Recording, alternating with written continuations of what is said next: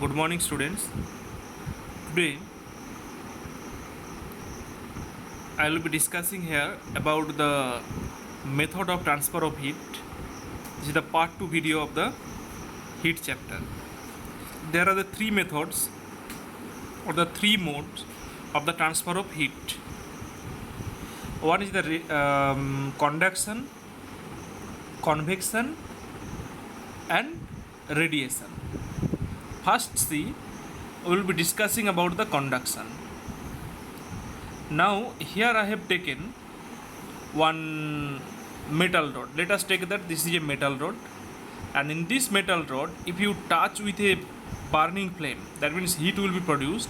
Then in the other end, if you touch it with your hand, you can feel the heat.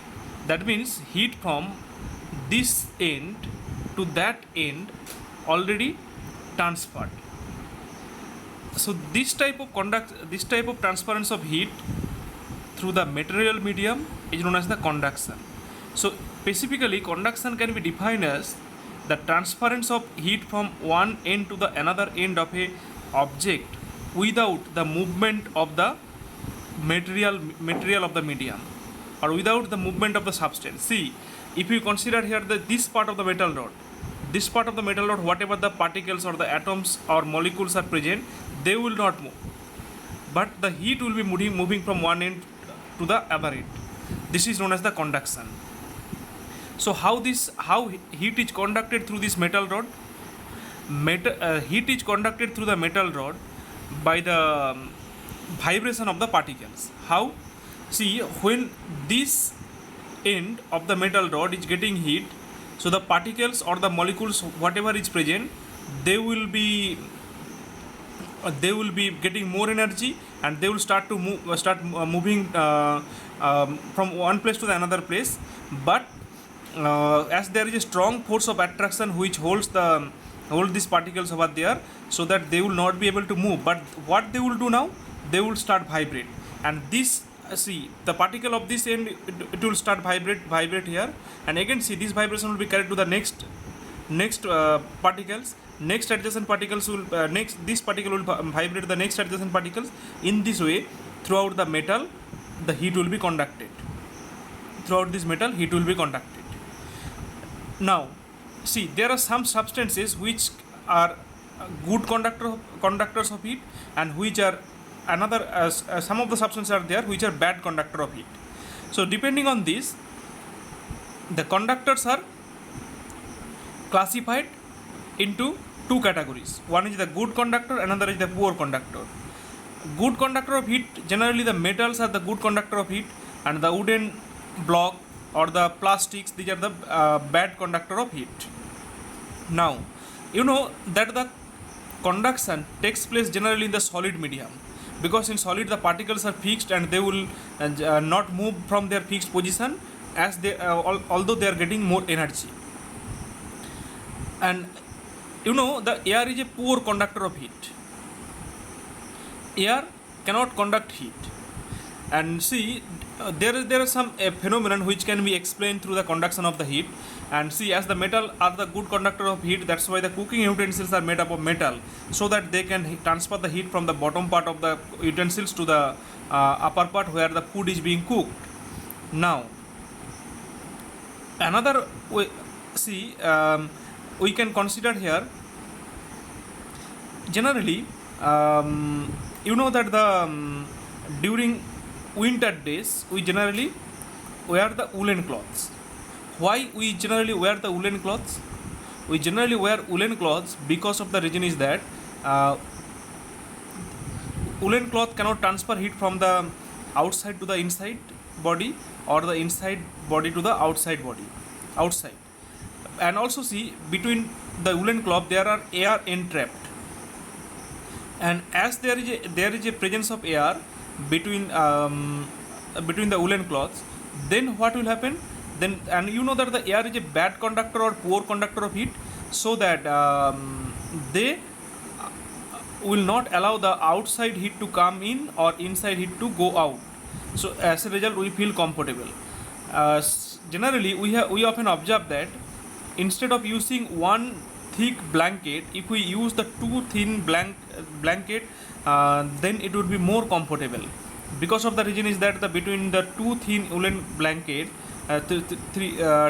two blanket, there will be some air entrapped between them, and as there will be some air entrapped between them, so that this air will not allow the outside heat to go inside and inside heat to go outside. So as a result, the body temperature will remain same, so we feel more comfortable. Now after conduction, the next mode of transference of heat is the convection. What is this convection?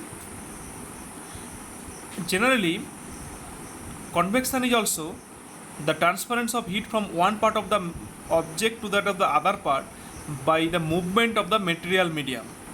Generally, see, when we need to prepare a hot water, what we do, generally we take water in a container, and then at the bottom part,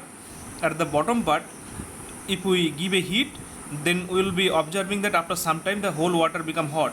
Let us take that this is a container where we have taken cold water. Now at the bottom part we have to give heat here, and when you will heat this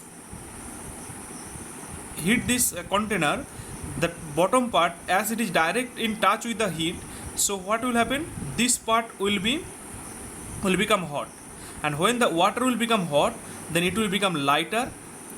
It will become lighter, and it will be rises up, and so see that the hot water is rising up, and which is actually lighter, and the comparatively at the top part of the container or upper part of the container contains cold water, which is heavier. As this is heavier, so this will sink down to fill the empty spaces created, empty spaces of the hot water. Now again, see, this will become hot, and again it will be rises up, and again the comparatively cold water will come down and to fill this empty space, and in this way, see that there will be a circular or the convection current will take place, and this continuous movement or the continuous convection current will heat whole of this water. As a result, the whole water will become hot after some time. Now one important question is there: will the water will become hot if we place the burner upside down here from the top part? Actually, if we hold the burner from the top part, then will the whole water become hot? Answer is no, because you see, if you hold the burner from the top part, what will happen?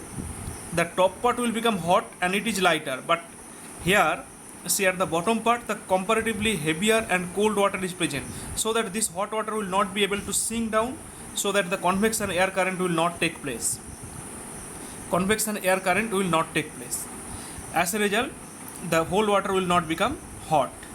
Now see, same type of convection current take place in case of the air also. Generally, we know that we place the room heater at the floor of the room, or at one corner, at the floor as well as in the one corner of the room. Then what happened there? See, at the bottom part, means the air which is actually in touch with the floor, they will get heated up fast, and they will become lighter, and this hot air will be rises up, and the comparatively colder air from the top part will shrink down to fill the empty spaces. As a result, see, there also a convection current will take place between the air in this air, and so by this convection current, the air also will become hot after some time, and that's why, see, that the room heater is not fitted at the roof of the room.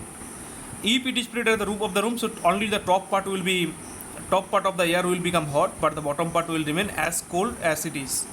Now there are two phenomena. One is called the land bridge or the sea bridge, which is experienced by the people who are living in the coastal areas. That will be separately discussed in another video. And now we'll be moving to the next mode of transference of heat, that is known as the radiation. Before that, one more thing you have to know, that the convection do not take place in solid. Because of the reason is that convection needs the movement of material medium, but in solid the particles are tightly packed or highly compact, so that their particles cannot move from one place to another place. That's why the convection cannot take place in solids. Convection only takes place in liquid and in the gaseous substance or in the air. Next mode of transference of heat is that of the radiation. Radiation, see, just I am giving one example, and here suppose a bulb is glowing, and from the bottom of the bulb, if you actually put your hand there, you can feel that the some of the you can feel the heat is produced. And then see, between your hand and the bulb, if there is no air, then also you can feel this hot. So this type of transference of heat from one object to the another object without involvement of the material medium is known as the radiation. Another example, you know that the sun's heat reach to the earth by this radiation. How? You know that the between the sun and the atmosphere there is no material medium, or there is an absolute vacuum, so that then also we can feel the heat of the sun, and because the heat of the sun is reached to us by the process of radiation. So today up to this, and in the next video we will be discussing about the land bridge and sea bridge and some part of the radiation also. That's all. I hope this video also will help you to understand about the convection and the radiation. And if you have any problem, you can let me know in the comment section of this video or in my personal WhatsApp number also. That's all. Thank you.